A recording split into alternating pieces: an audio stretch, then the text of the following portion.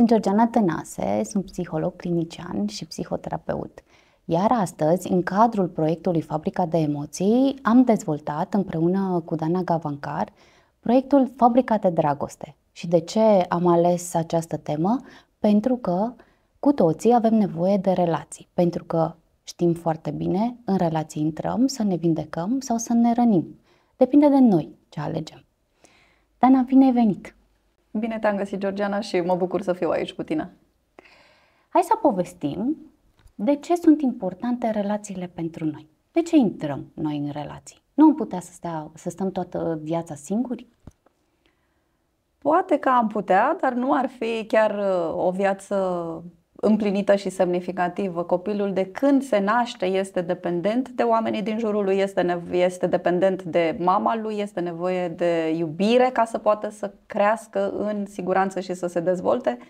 Iar mai târziu oamenii rămân în relații. Rămân în relații de prietenie, rămân în relații de colegialitate și la vârsta adultă începem să ne dorim să fim în relații de cuplu, începem să ne dorim să fim în relații romantice, să ne placă cineva, să ne iubească, să ne înțeleagă și atunci evident că ne căutăm oameni de la care să primim aceste lucruri. Și aici mă gândesc așa, pentru acei care spun eu am căutat foarte mult și nimic nu mi se potrivește. Ce au ei nevoie să schimbe ca să poată să-și găsească un partener potrivit lor? Foarte bine ai pus această întrebare, pentru că de foarte multe ori oamenii se gândesc la ceea ce ei caută, dar nu se gândesc la ceea ce ei oferă, adică la ce ești tu ca om într-o relație, ce ai tu de oferit, cum ești tu. Pentru că, vezi, oamenii au așteptări, vor ca cineva să-i iubească, să-i înțeleagă, să-i valideze, însă nu sunt preocupați să ofere același lucru. Ca să poți să fii într-o relație, trebuie să ai în echilibru așteptările, dar și ceea ce tu oferi. Să fii persoana pe care să o aleagă omul care vrei să te iubească. Și atunci, pentru că noi suntem femei, aș vrea să vorbesc despre femei, da? Femeia caută un bărbat care să o iubească și care să o înțeleagă și să o valideze, dar este foarte important ca și ea să fie mândră, să fie la brațul lui și să fie o parteneră pe care el să o aleagă. Deci, nu doar femeia alege, dar și bărbatul alege și atunci și el trebuie să fie ceea ce noi ne dorim și tu trebuie să fii ceea ce caută bărbatul cu care vrei să intri într-o relație. Și aici cred că o întrebare foarte bună pe care și-ar putea pune cei de acasă ar fi: tu ai sta cu tine într-o relație? Dacă mâine ai vedea o persoană la fel ca tine, ai alege să fii în relație cu ea? Și cumva aici ai putea sau ei ar putea puncta ce aduc în relație. Pentru că de multe ori, în terapia de cuplu sau atunci când vin persoane care se plâng tocmai de faptul ăsta, că le este greu de a găsi pe cineva potrivit lor. Întrebarea mea e: tu ce aduci în relație? Cu ce vii? Ce oferi? Care este oferta ta? Ok, și apoi vedem cererea de pe piață. Și de cele mai multe ori stau și se gândesc câteva minute pentru că nu și-au pus niciodată întrebarea: eu ce aduc în relația asta? Cumva eu nu sunt nevoit să ofer nimic sau nu sunt nevoită să ofer nimic, ci doar să primesc. Și doar schimbarea perspectivei te ajută puțin să conștientizezi că într-o relație este muncă multă. Așa este și eu adesea vorbesc despre această muncă, însă legat de tot ce ai punctat tu aici, cel mai important este să știm că oamenii au așteptări, au ceea ce oferă și o zonă de intoleranță care ne face să nu alegem niște oameni. Așa cum spuneai mai devreme, sunt oameni singuri care nu găsesc ceea ce caută. De ce? Pentru că, da, unii ne ating zonele de intoleranță și nu poți să fii bine într-o relație cu ei. Însă, dacă noi ne gândim la ce am avea de oferit, da? Ce caută oamenii într-o relație? Caută să fie înțeleși, caută să fie validați. Tu știi să faci asta, știi să asculți pe cineva, știi să validezi pe cineva, știi să fii alături de omul din viața ta. Este atât de important și proba nu se dă atunci când ne e bine. O probă într-o relație se dă atunci când cineva este într-o situație de vulnerabilitate.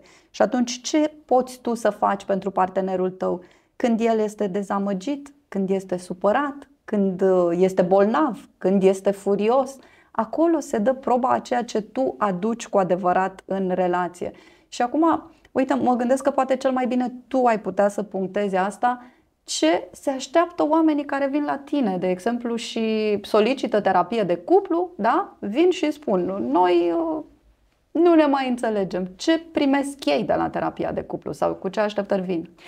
Așteptările cu care vin ei sunt așa. Eu îmi doresc să-l convingi pe soțul meu să facă asta, asta și cu asta, să mă asculte, să se implice. Să fie așa și așa. Da. Și îmi dă o listă acolo de descrieri și ea asta își dorește de la el. Și întrebarea următoare către ei este, a fost cumva diferit la început? Ai avut alte obiective în relație la început? Ai primit asta până acum? Păi nu, că asta vreau de acum înainte. Până acum eu am vrut să mă ocup de tot ce înseamnă casă, eu am vrut 10-15 ani, eu am vrut să fiu bună la toate, nu l-am lăsat să facă nimic, dar de astăzi vreau ca el să facă în locul meu. Și atunci este foarte greu să vii cu această cerere în terapia de cuplu, pentru că este nerealistă. Cum poate lucra psihoterapeutul cu ei astfel încât să echilibreze lucrurile astea? În terapia schemelor eu le dau niște chestionare, le explic schemele lor dezadaptative, nevoile din spate. Și atunci când ei își găsesc nevoile reale din relația de cuplu, pot să negocieze niște comportamente, niște acțiuni pentru a îndeplini nevoile respective. Dar asta nu înseamnă că partenerul va face fix cum vrei tu. Îți va îndeplini nevoia, dar în modalitatea lui de a face lucrurile. Și e important să-i dăm opțiunea asta, pentru că altfel se transformă într-o relație de subjugare. Dacă eu, ca partener, cer de la celălalt să-mi dea apă în cana roz, nevoia mea este de a bea apă, dar eu fac scandal dacă nu este în cana roz.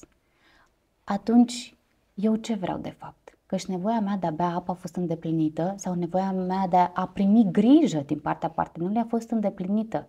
Cana roz aici nu mai contează. Dana, eu vreau să te întreb acum pe tine, cum păstrăm comunicarea într-o relație?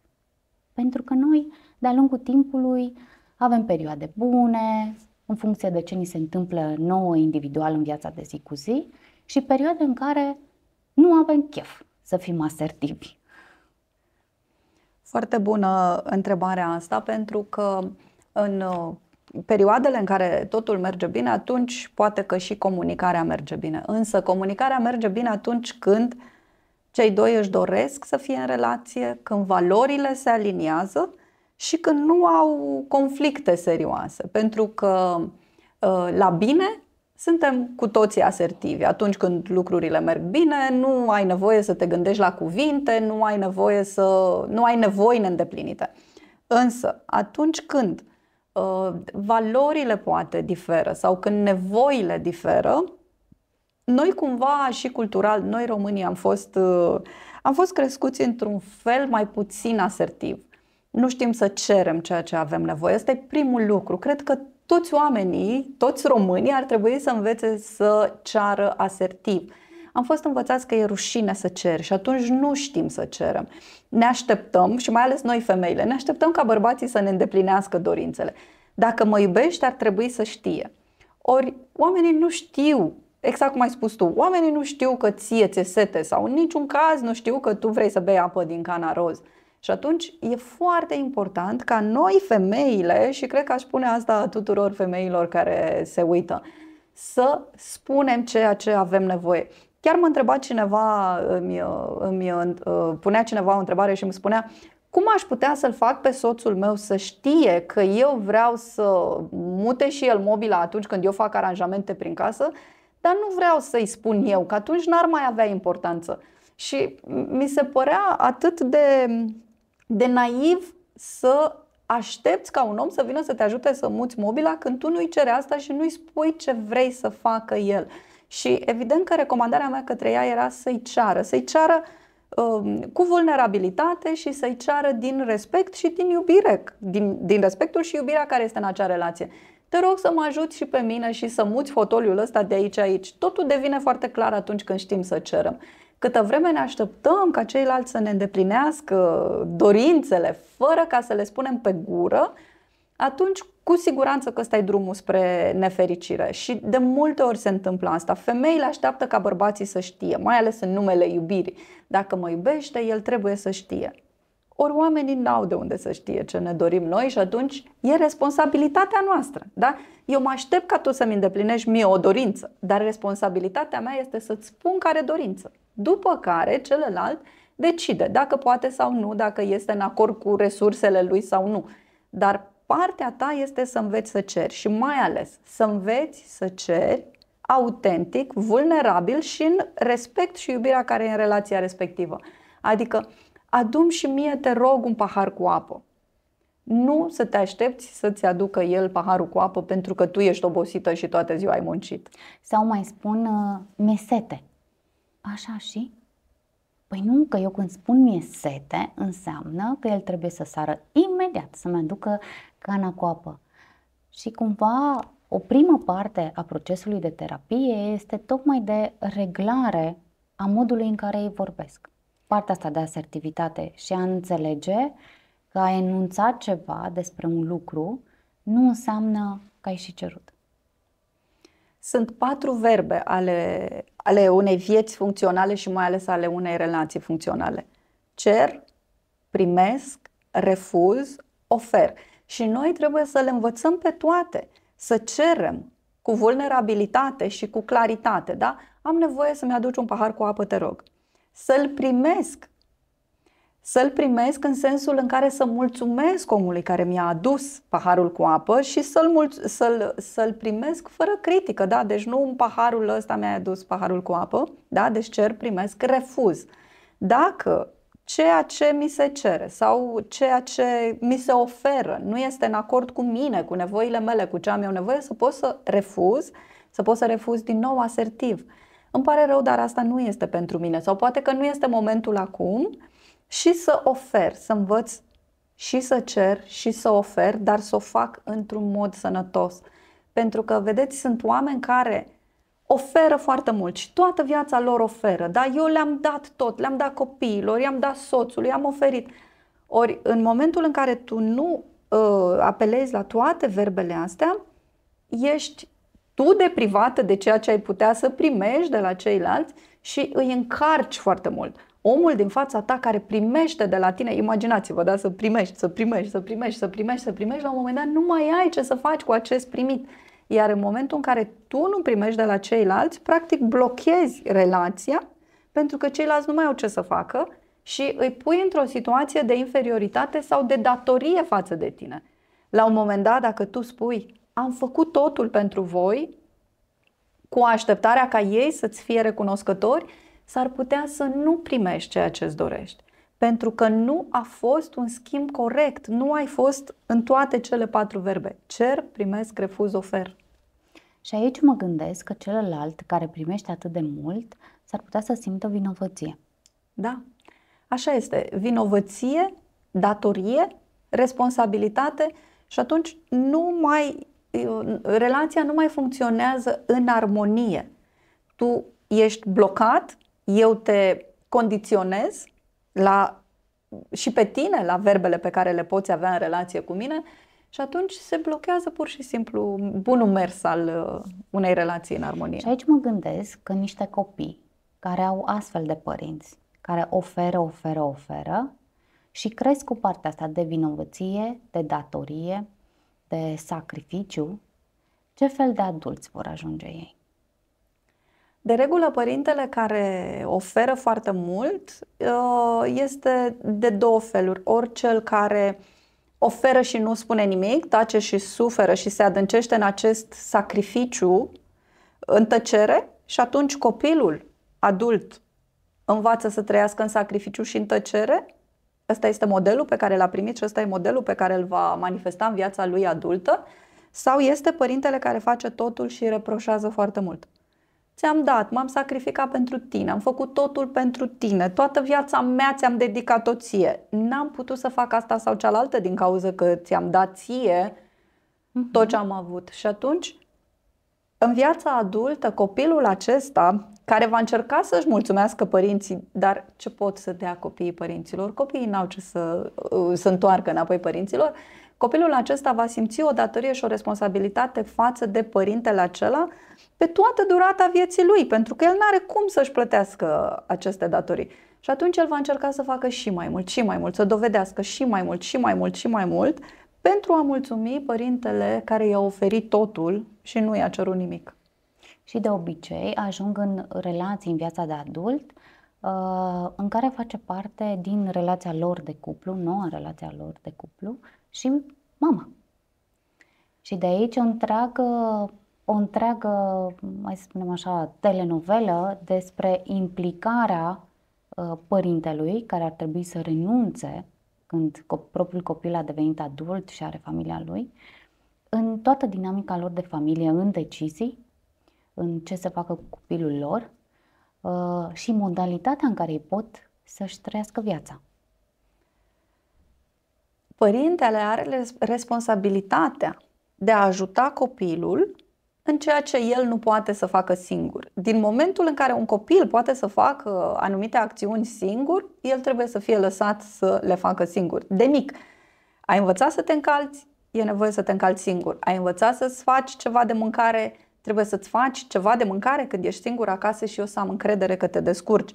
Ai învățat să mergi cu mijloacele de transport în comun, atunci eu am responsabilitatea să te las să faci asta. Ai trecut prin școală, ți-ai terminat facultatea, ai o familie și poți să o gestionezi, atunci eu nu mai am ce să caut în viața ta și mai ales în viața ta decizională, pentru că noi ca responsabilitate avem să ghidăm copiii în ceea ce ei nu reușesc să facă singuri și să-i lăsăm să fie cât mai independenți în viața lor. Ori am întâlnit în experiența mea, am întâlnit foarte multe mame care n-au recunoscut unde sunt, n-au știut unde sunt limitele, unde să se oprească, unde mă opresc din a spăla copilul, unde mă opresc din a-i face de mâncare și a-i face patul, unde mă opresc din a-i respecta intimitatea, unde mă opresc din a-l lăsa să ia propriile lui decizii. Și atunci, sigur, depinde foarte mult tu ca mamă ce-ți dorești de la copilul tău. Ți-l dorești să fie independent sau ești acolo și atunci, practic, îi anulezi cu adevărat șansa de a fi independent în viața lui, mai mult decât atât, decizând în locul lui, aducând stare de tensiune și conflict în toate relațiile copilului devenit adult. Ce sfaturi ai pentru cei care se confruntă cu dificultăți în exprimarea nevoilor și a emoțiilor în cadrul relației de cuplu? Sigur că le recomand să meargă la un specialist. Asta este primul lucru care îmi vine în minte acum. Și de ce spun asta? Spun asta pentru că este greu. Dacă noi n-am învățat să comunicăm de mici, dacă n-am avut modele autentice de a comunica, este foarte important să înțelegem că noi devenim ceea ce am învățat de la părinții noștri. În momentul în care ajungem adulți și intrăm în relația de cuplu, vom replica relația de cuplu a părinților noștri. În momentul în care devenim părinți, devenim părinții noștri, cu așteptările de la copil, cu aceeași modalitate de a le cere lucruri, de a-i pedepsi. Dacă am fost pedepsiți, ni se pare normal să pedepsim. Dacă am fost, nu știu, dacă părinții noștri au fost foarte exigenți, ni se pare normal să fim foarte exigenți și nu mai știm singuri să ajungem într-un model sănătos de comunicare, Ca să ajungi într-un model sănătos de comunicare, este important să înțelegi că ce ai învățat nu e bine și să vrei să construiești un alt model de comunicare. Ne este frică să facem asta. De ce? Pentru că dacă ai trăit cu un părinte pe care îl supărai foarte ușor sau care nu suporta să-i spui adevărurile vieții tale, ai învățat să nu le mai spui, ai învățat foarte repede. Dacă tu ca copil te-ai dus la părinții tăi și i-ai spus că ai luat o notă prea mică și ai fost pedepsit sau că nu poți să faci ceva pentru că e obosit și nu ți-a fost respectat asta. Dacă i-ai spus că, nu știu, ai avut poate o ceartă cu cineva și suferi și nu te-a ascultat și nu a putut să fie alături de tine, atunci toate aceste întâmplări vin și ți arată ție că nu este important ceea ce tu ai de spus sau ceea ce tu simți. Și nu mai spui. Intri în relația de cuplu, se întâmplă lucruri care nu-ți plac, nu-ți convin, te fac nefericit, dar nu mai poți să le spui. Ca să poți să le spui, trebuie să reînveți să vorbești, trebuie să reînveți că tu contezi și asta e foarte greu de făcut singur. Și iată că pentru toate motivele astea oamenii trebuie să vină la specialiști, să vină la tine la cabinet, să vină la mine în programele pentru adulți și să reînvețe să comunice. Nu poți să faci asta singur. Sau în retreat-urile de cuplu. Pentru că acolo există specialiști care te ajută pe tine pe parcursul câtorva zile să deprinzi un pic din toate aceste abilități și măcar să-ți faci o structură și o schemă a ceea ce înseamnă o relație sănătoasă de cuplu. Cumva, tot proiectul ăsta al nostru cu Fabrica de Dragoste se învârte strict în jurul cuplului, pentru că el este motorul întregii familii, el este cel mai important. Copiii sunt doar niște sateliți, iar ei se reglează în funcție de cuplul respectiv.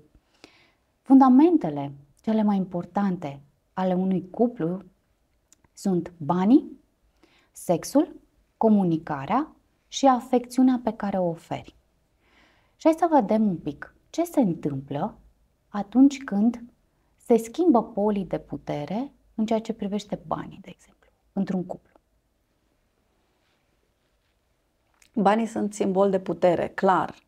Și acum, dacă ne gândim din toate timpurile, bărbatul a adus banii acasă pe care femeia i-a gestionat, ținând în armonie casa, familia și toate cele. Banii cu adevărat sunt simbol de putere. Și atunci depinde cine îi are în mână. Sigur că într-o familie nu contează cine aduce banii. Contează ce putem să ne permitem la comun cu banii pe care îi avem.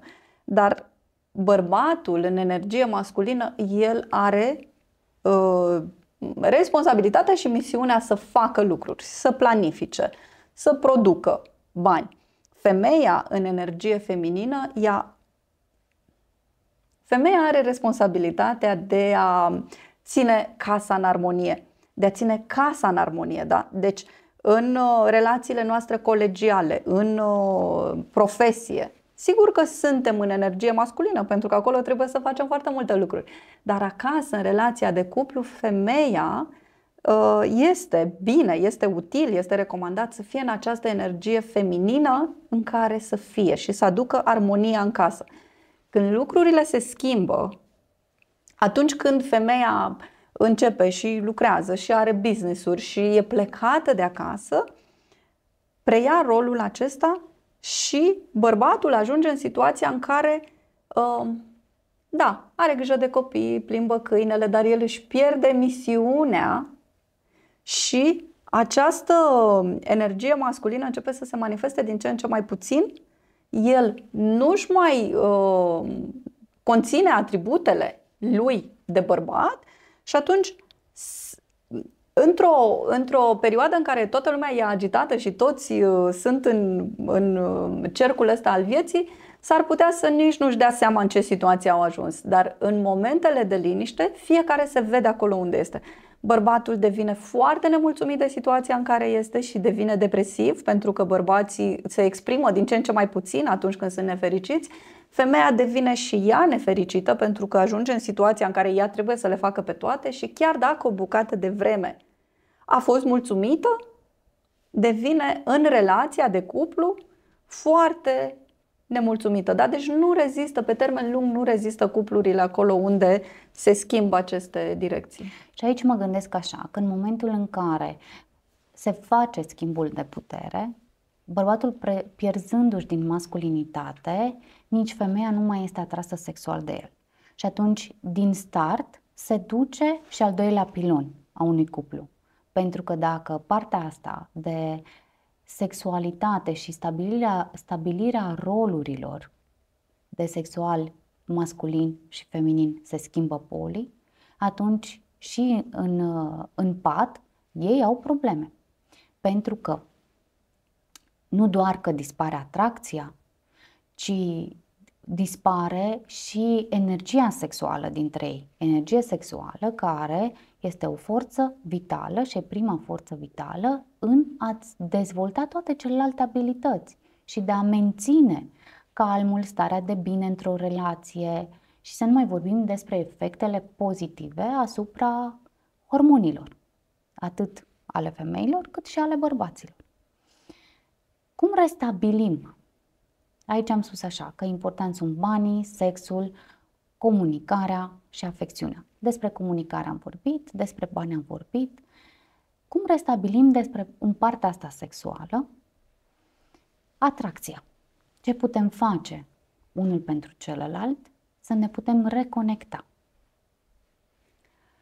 Se spune că bărbatul vrea să facă sex pentru a se simți bine, femeia trebuie să se simtă bine pentru ca să poată să facă sex.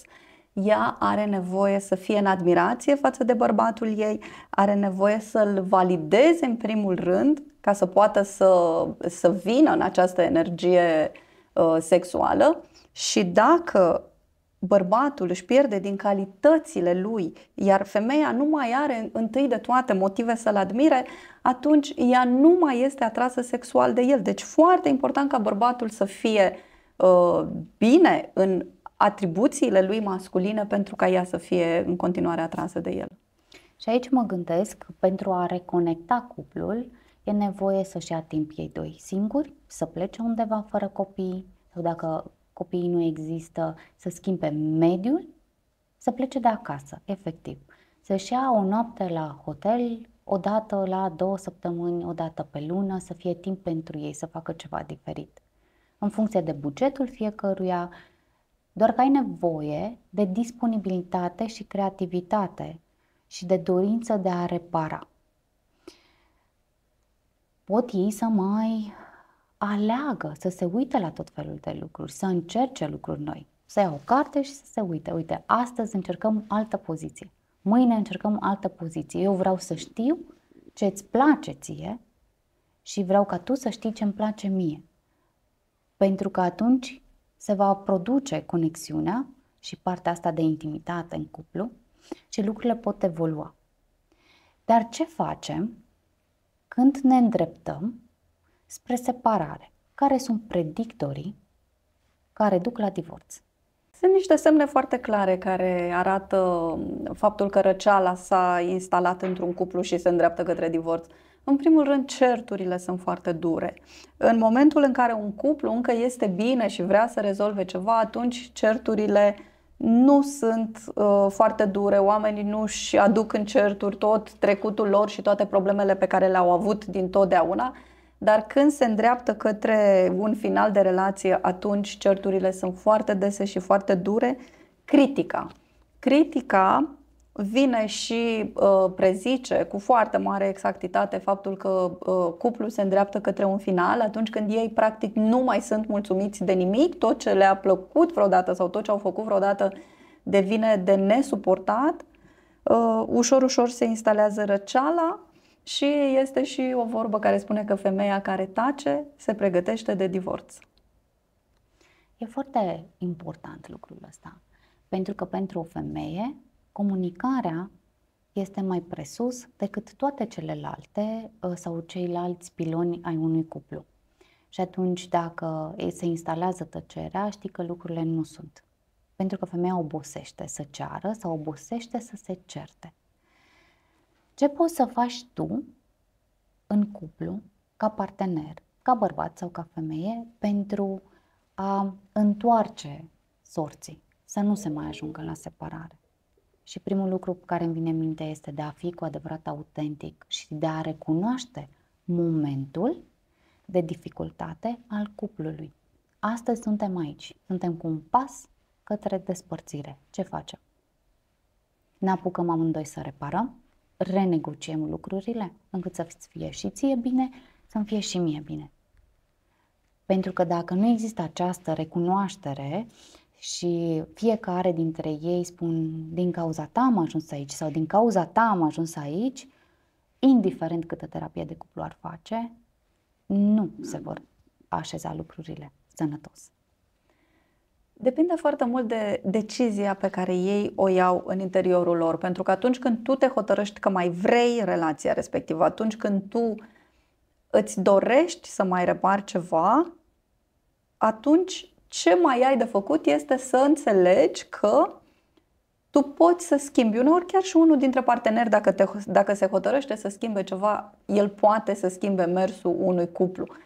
De ce? Pentru că atunci, în cabinetul tău, da, oamenii care vin la tine și îți solicită, dacă ei reînvață cum să aducă elementele de armonie și de echilibru și de iubire în cuplul lor, atunci cu siguranță se pun în mișcare anumite mecanisme care poate să îi ajute pe amândoi. Însă, în momentul unor certuri dure, grele, atunci ei amândoi își retrag afecțiunea și pierd din vedere toate elementele unui cuplu sănătos. Nu se mai invită în oraș, nu își mai fac complimente, nu mai vorbesc unul cu altul, nu își mai creează seri de întâlnire, nu mai sunt recunoscători pentru viața pe care o au împreună. Ori în momentul în care unul dintre ei vine la terapie de cuplu, chiar și unul dintre ei, și merge acasă cu un alt comportament și exprimă recunoștință și exprimă din nou iubire și face gesturi de afecțiune, face celuilalt diverse lucruri care știe că îi fac plăcere, atunci chiar și el poate să repună lucrurile în mișcare. Însă e nevoie de foarte multă maturitate și de o decizie de a vrea să mergi în continuare împreună cu partenerul tău de viață. Acum, de multe ori s-ar putea ca partenerul chiar să fie în așteptare și să-și dorească niște schimbări pe care în momentul în care le vede, să-ți fi dat seama că el nu și-a dorit despărțirea, dar și-a dorit o schimbare de comportament sau poate readucerea în cuplu a acestor elemente, pentru că le uităm și avem de foarte multe ori așteptarea ca celălalt să se schimbe, așteptarea ca celălalt să facă. Fiecare care vine la terapie vrea ca partenerul să se schimbe pentru că partenerul este de vină. Ori chiar și atunci când sunt situații foarte grele de viață, de exemplu, ai un partener, nu știu, care este într-o situație foarte delicată, un partener cu o problemă serioasă, ai un partener alcoolic. De multe ori oamenii încep să tragă de el, du-te la terapie, ai o problemă, vezi ce problemă ai, du-te și fă-te bine. Însă, de foarte multe ori el nu vine. Dar tu trebuie să mergi pentru că responsabil pentru viața ta, pentru binele tău, ești tu. Și atunci tu mergi la terapie chiar dacă problema este la el pentru a înțelege cum s-a ajuns în situația asta. În ce stadiu de relație sunteți? E bună sau nu e bună pentru tine? Se poate sau nu să mai facem ceva? Cum să te raportezi la el astfel încât viața voastră împreună să fie mai bine? Deci un terapeut poate să îi ajute pe oameni să-și repare orice relație sau să înțeleagă dacă relația e mai bună sau nu pentru ei, atunci când tu, care înțelegi nevoia, te duci la terapie și renunți să-l mai trimiți pe celălalt. Dana, eu vreau să-ți mulțumesc pentru că ești alături de mine în proiectul acesta. Aș vrea să vă mulțumesc și vouă și să vă spun un lucru. O relație durează atâta timp cât femeia își dorește să dureze. Ne vedem data viitoare cu un alt episod.